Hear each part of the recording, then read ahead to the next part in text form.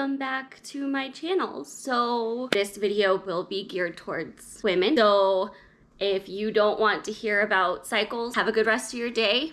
I don't feel offended at all if you want to click out. Let's talk about it. There's a specific focus in women's health that is very, very important. And I've said this before, but I don't think I really talked about it in this much detail. I really have shifted greatly into tracking my cycle and my symptoms and like the information within my cycle, more than just the dates, over the last several months in varying ways. And I've also done a lot of blood work tracking how that's going also. Blood work meaning hormones, hormone panels, hormone levels, checking on them, seeing where they're at, adjusting when needed, all of that sorts of things.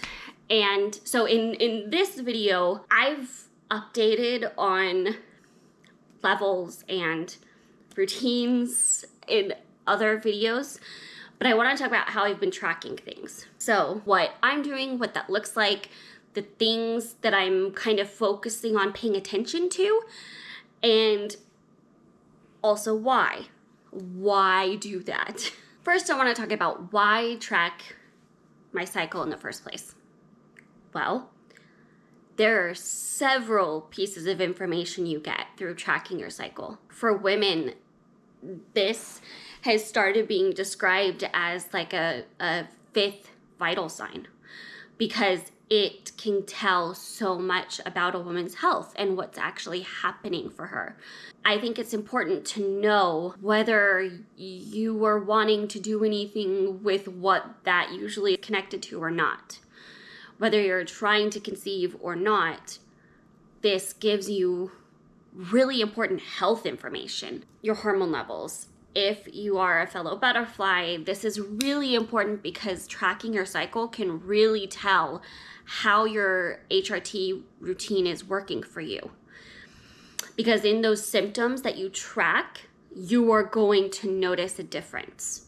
You are going to be able to tell, is this working for me? How well is this working for me? Is there anything I need to adjust? And that's really important, right?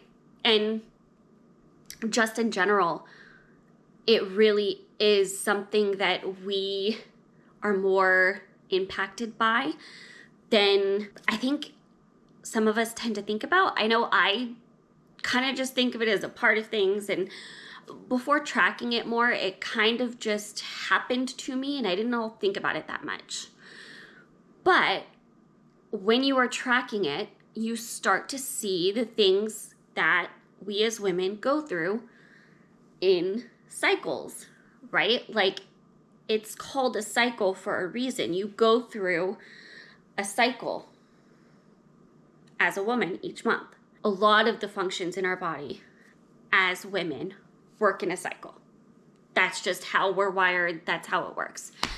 And so tracking this gives you a gauge for that cycle and where you are, what to expect, all of that good information. And it's telling you how is that cycle going? What is that cycle looking like? Is there anything that is red flagging there being something off, no matter what it might be, right? It doesn't have to be estrogen or progesterone levels that is showing it. It can be, oh, you did this and that was a little too much for your body and it did this in response. Those things are kind of just the things that I tend to think about. Like, I know our body reacts to physical exercise and physical activity differently, just in general, but also depending on where you are in the cycle, right? So this is just overall like a compass almost. And it's really changed how I interact with that. I don't know how else to describe that, because that really is the change that it's made. It's changed how I've interacted with it since I've started tracking it and learning more about tracking it and what I track specifically. Now, what do you track? What do I track? What do I want to track? There are a few specific things that I pay the most attention to. So of course there's the forefront obvious one, the dates of everything. So when it starts, you'll see when it ends. And so you'll have, with those dates, you'll have the first date of your cycle and you can follow that pattern. So you know, oh yeah, I had it this date last. So that tells you kind of where you are generally. That's not a perfect guess, and there's far more greater detail to telling where you're at in your cycle than dates. But it's just generally a good thing to know, and so I like to at least have that. The other two things that I regularly track is my level of pain through everything. What was it at? How did I experience it? And then you can look back and see how things changed or didn't or what have you. And then the other things that I track are varying degrees of the symptoms. So I track the dates and what my cycle looks like, and I'll track how I felt, what symptoms I had that particular day of the cycle. The biggest impact knowing these things and being able to look back on it has done for me is I've been able to see through HRT changes I made how everything changed, how it impacted things, and then look into why did that change? Is that a sign of something good, bad, indifferent, but it's good to know it changed? That type of information. So for me, the biggest reason I started this was to see how my HRT was impacting me and how well it seemed to be working. And it did that.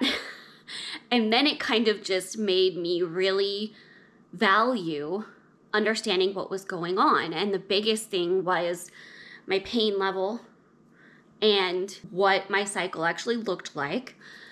And the dates, I could watch it. And that was where I found, oh yeah, that's changed, and then looked into why.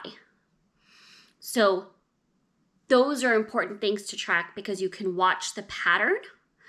And that was my motivation, was being able to watch the pattern of those things. Now, I've learned from mostly podcasts and a few different YouTube videos. I've kind of self-taught myself how to track my cycle and what to track, and different varying degrees of levels of interpretation of that information, because you can get super, super detailed or be really broad, or varying degrees of how in-depth you want to get with tracking and interpreting the information.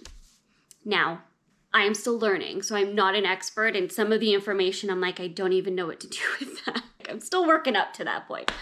But I really learned the most in studying or kind of researching for myself the fertility awareness method. So it's tracking things, it's tracking your cycle at the basic level, but it also has a point to it, right? Like you're tracking your fertility, you're tracking your cycle, you're tracking how that whole system is working. You're tracking how that whole function within your body is working. Whether that is your motivation for tracking or not, it gives you the structure in the fertility awareness method to use it however you wish. But it gives you a structure for gathering and organizing that information. And it helps you kind of think about what to focus on tracking. So you can track really in-depthly or really minimally, but that gives you that structure.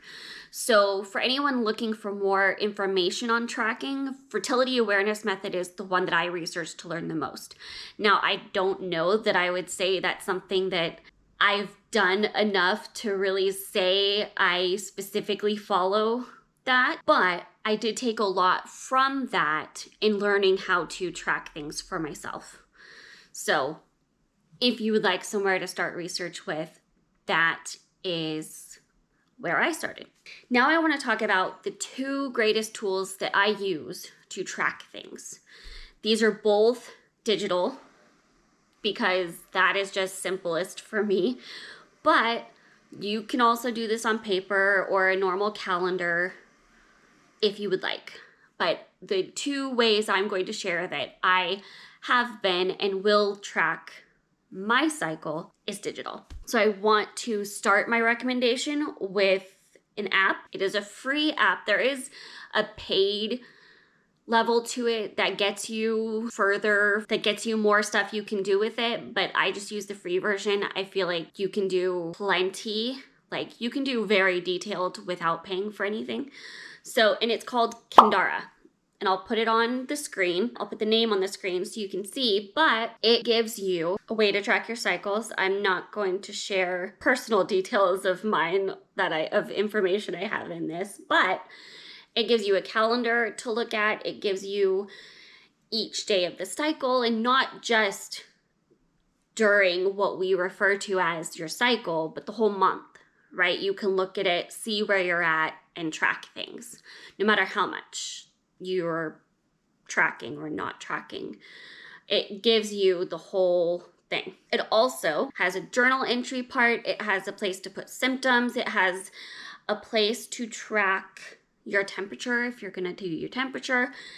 It has full detailed ways of implementing information, and it counts for you what day of the cycle you're on, and you can follow back in the history and see how the patterns flesh out each month.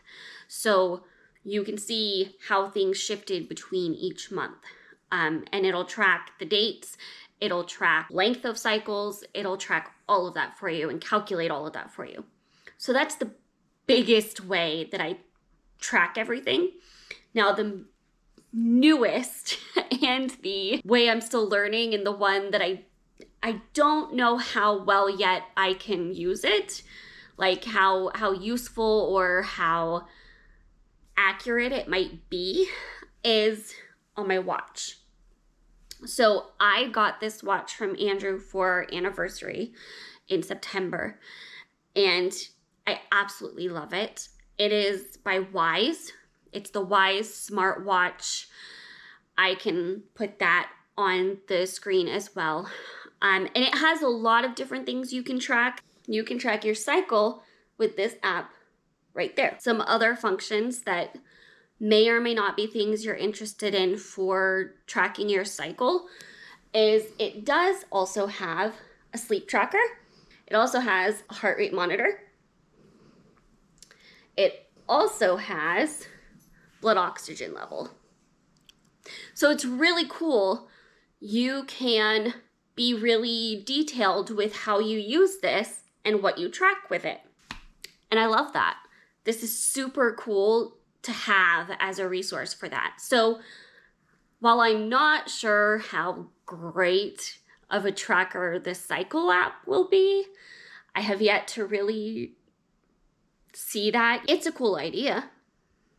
It's cool to have it just right on my wrist, that I can check it, that I can track it to some extent. It doesn't have symptoms or anything, but you could track the dates in it.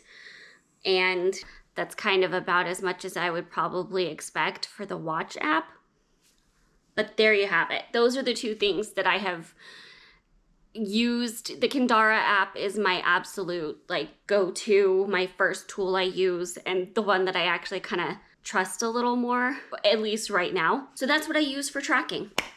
And that is how I've kind of used it to keep track of that.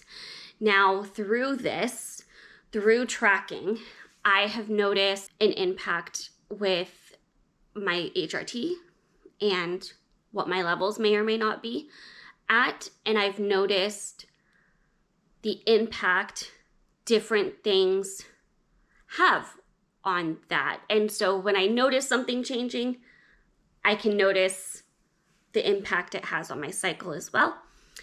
I can notice how I'm feeling, and it just has brought me so much more in step with understanding that.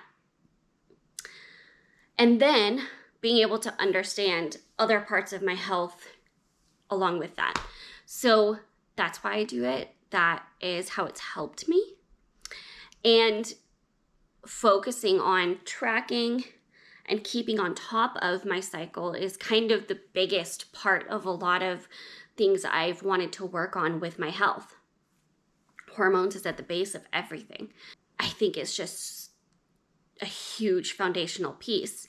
So this has really helped me look at that and evaluate that and be able to prioritize working on that. So I hope this was helpful. I hope this helped you in some way. If you have your own tools, tricks, experiences you would like to share, I would love to hear them in the comments below. If you enjoyed this video and it helped you in some way, give it a thumbs up. Make sure you are subscribed and have notifications on. And I will see you guys in the next video. Bye! Next time on Brooke TV.